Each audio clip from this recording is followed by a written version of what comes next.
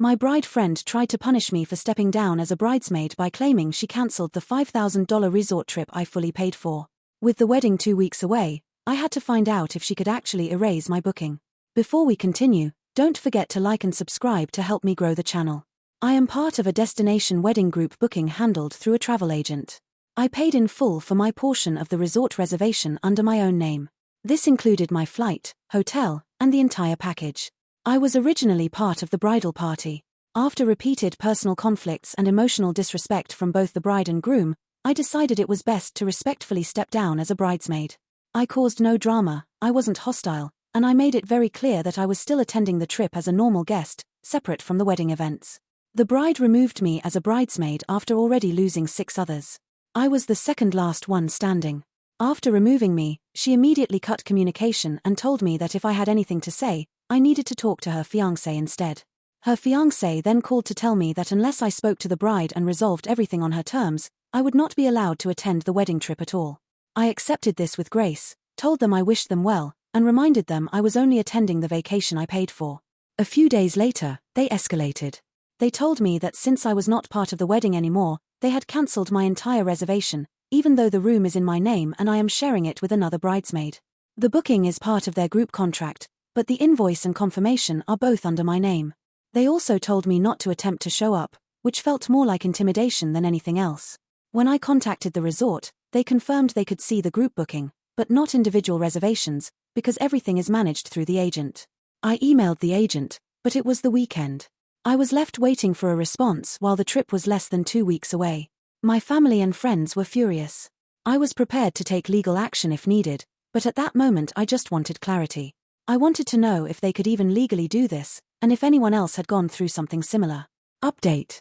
Many people asked how she managed to lose every single bridesmaid, including me.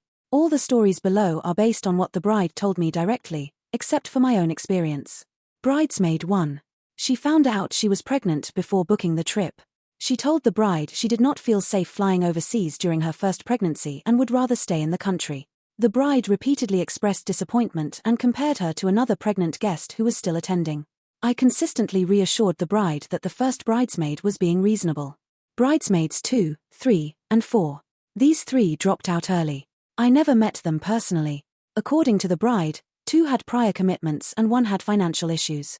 Bridesmaid 4 had an argument with the bride and became the first to be removed entirely. Bridesmaid 5.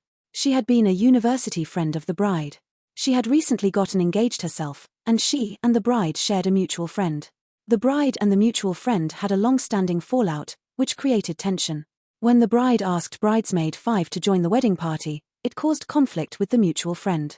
Bridesmaid 5 ended up uninviting the bride from her own wedding and withdrew as a bridesmaid entirely. Bridesmaid 6. This was the bride's closest friend. They had a long, complicated history with an on-and-off friendship.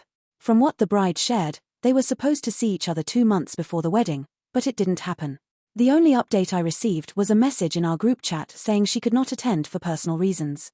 The bride did not reach out to me directly about her. Bridesmaid 7, me. I supported the bride through every meltdown. I created Pinterest boards and ideas for her photo shoots, helped her after each bridesmaid dropped out, built her a personal makeup kit, and offered to assist during the wedding days. I helped plan bachelorette ideas until she responded to one of my suggestions with a dismissive comment saying she would just ask ChatGPT instead. That was the beginning of our fallout. I had booked time off work, paid for flights and the resort in full, and continued to support her emotionally through repeated conflicts with her mother, her fiancé, and the remaining bridesmaids. But as the wedding approached, her behavior changed dramatically. She became erratic and rude. Whenever I addressed it, she told me I was triggering her or making her uncomfortable. Communication over text became completely different from how she acted in person. Eventually, she booted me from the bridal party. I chose to accept it peacefully. Their retaliation afterward was unnecessary. The only remaining bridesmaid is a woman from Europe who was invited late to fill the final spot. She is very kind, and none of this is her fault. Final update, I want to thank everyone who offered support and advice. It genuinely helped me navigate this situation. The bottom line, I still have the room.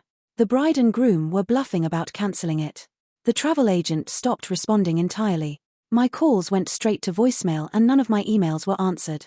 A few people warned this might happen, and they were right.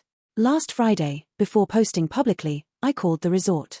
They could see the group booking but not my individual reservation. Today, I called again and reached an exceptional staff member.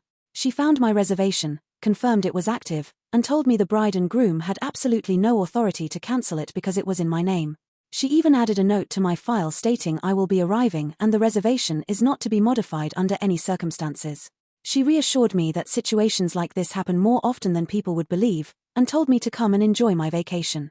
The reality is I prepaid flights, the hotel, transfers, and everything else. The total was around $5,000 Canadian, the trip is less than 2 weeks away, and it is a non-refundable reservation. That is why I needed resolution. And now I have it. The hotel has my back. The reservation is secure. And I am going on my vacation.